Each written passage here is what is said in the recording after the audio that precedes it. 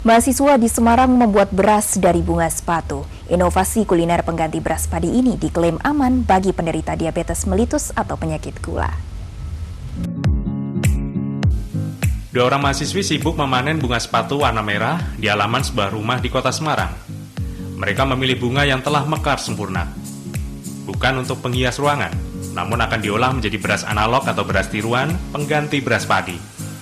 Caranya, kelopak bunga sepatu disobek kecil-kecil, lalu dijemur hingga mengering agar mudah dibuat serbuk. Selanjutnya menyiapkan tepung umbi Garut untuk dicampur dengan serbuk bunga sepatu. Tambahkan sedikit air, lalu aduk hingga merata.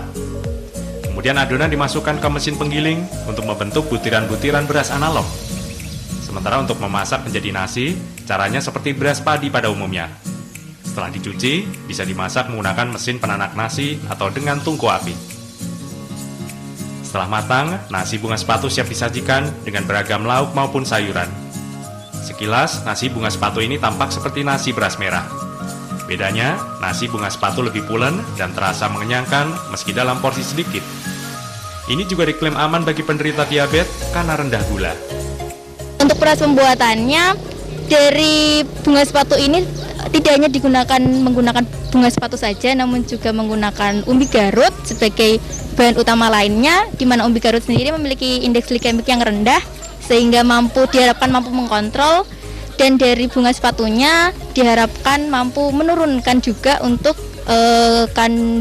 untuk kadar gula darahnya sendiri. Lalu masih dalam bentuk tepung, kemudian diuji pada beberapa sampel. Ini karena memang fungsi utamanya adalah sebagai tata laksana non-farmakologis bagi penderita diabetes mellitus. Jadi tidak akan menggantikan obat anti diabetes, tapi dia hanya mendampingi dari sisi 4 pilar terapinya. 4 pilar untuk terapi DM, yaitu dari sisi pola makan, pengendalian pola makan, mengendalikan karbohidratnya dengan beras analog. Beras analog bunga sepatu ini untuk sementara dikonsumsi oleh kalangan terbatas sambil menunggu proses paten hak kekayaan intelektual. Kedepan, diharapkan beras bunga sepatu bisa diproduksi secara massal sehingga lebih bermanfaat bagi masyarakat luas. Dari Semarang, Taufik Budi Nurcayanto, iNews melaporkan.